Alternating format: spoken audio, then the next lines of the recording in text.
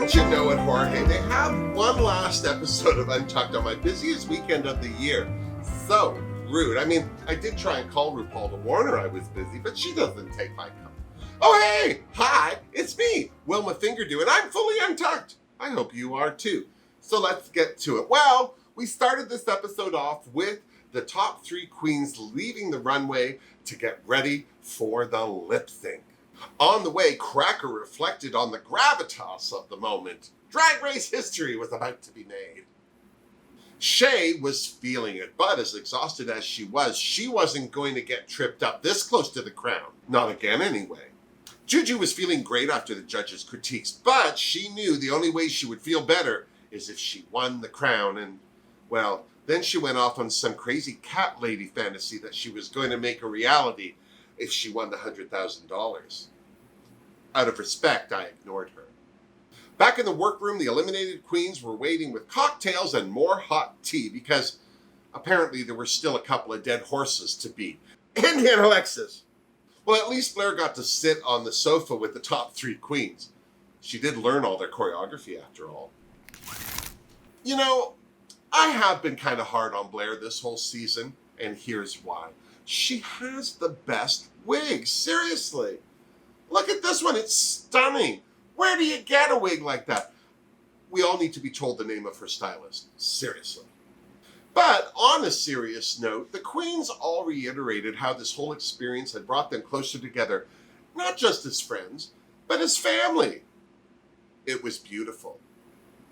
I almost barfed. And then, because she was bored or she just needed a distraction, Shea Coulee reminded everyone why they were all there. Drama, aka India and Alexis. First, Juju asked Derek how she felt about being back as the first eliminated queen, and I have to say, as such a confrontational person, I was surprised at how lovely Derek seemed. I mean, sure, she's had a lot to contend with, India Farah, but she seemed genuinely thrilled to be back in the workroom and to have walked the runway in actual clothing, and not just a tearaway. In fact, all the queens complimented Derek on what they felt was her first signature look. They felt that they were finally meeting the real Derek Barry, and she was beautiful. There was no Britney Spears there. Maybe just a titchy touch. And then India Farah had something to say.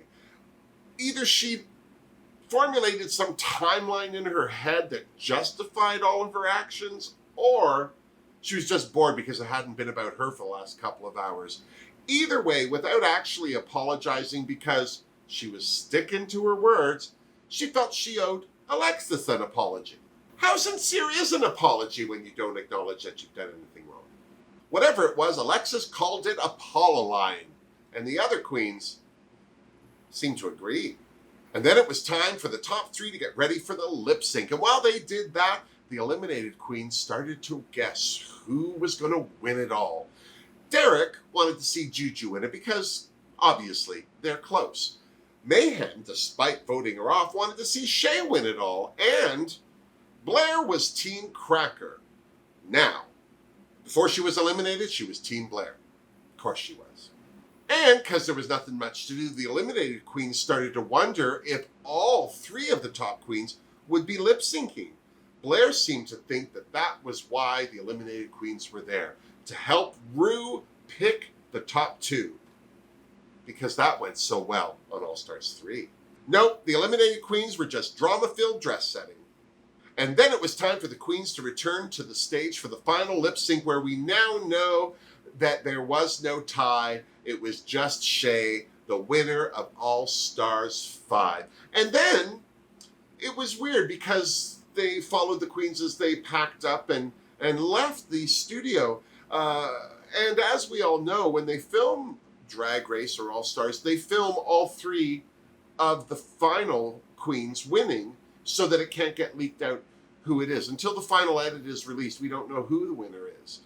So the queens, while they were getting packed up and everything, kind of were alluding to the fact that Shay had won and making jokes about money. It was very weird. It was a little obtuse. I'm sure it was weird for them to film as well. If you really want to get a better sense of the end of the season, then you should totally check out the live reaction video of the three queens watching the finale of RuPaul's Drag Race All-Star Season 5.